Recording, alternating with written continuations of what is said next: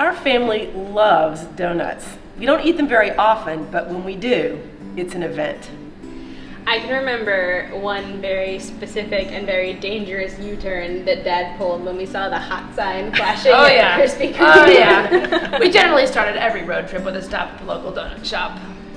But you know, like, local donut shops don't exist anymore. They're like big chains, and the donuts just don't taste like they used to. It's like that not from scratch taste. Right, I mean, they're all sort of the same exact shape, and they taste like chemicals, and they all look the same. And I miss that kind of like misshapen, fresh out of the fryer kind of taste that you just don't get anymore. Yeah. So I decided to try to make them myself. Cool. I always thought that was hard, making donuts. Yeah, I thought that too, and then I tried it, and it's really easy. So you just start with some flour and some baking powder, baking soda, salt, and cinnamon. You can use any spice you want, but I really like cinnamon. You can also use ground ginger or maybe a little clove or some nutmeg or something like that. Or you can leave them out all together and just make a plain cake donut. That would be good. Most excellent. And then just 2 tablespoons of butter and some sugar. Stir that around. 1 egg goes in, just like that. This couldn't be any easier. Buttermilk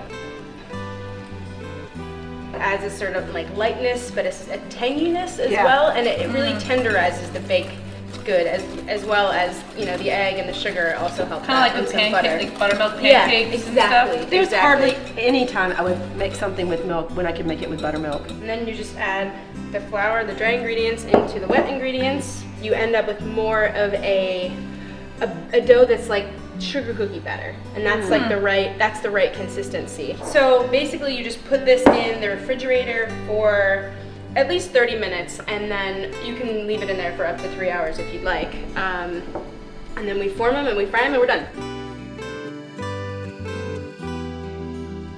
Now that the dough is chilled, it's time to form the donut holes. And what I discovered is that using a 1 teaspoon measure makes the whole process so much easier. Usually with donuts, you traditionally roll them out and you have to have special cutters, and then you get all your scraps together and roll them out again. And that takes forever, and you have to let the dough rest and all this nonsense. But if you just use this little scoop, rounded scoop, you can create these little nuggets of dough that fry up just like regular donut holes. And you have promised me that these are going to get bigger, right? Yes. They start small, but they puff. And what I really love about this method is that it gives them that kind of like rustic and sort of homemade look that I'm jonesing for. Once all the dough has been formed, it's time to get to the good part. It's time to fry them up. So what we've done is we've heated some vegetable oil in a skillet to about 325 or 350 degrees. And while your oil's heating, whisk together some cinnamon sugar. We're gonna dredge the donuts in that when they come out of the oil. You can use any sort of run-of-the-mill skillet, but the bigger area you have, it's sort of like anything else. You want more space so that the donuts can fry. Have space to swim? Yes. So then you just drop in your donut holes, and there's the sizzle. How many can you put in there at one time, would you say?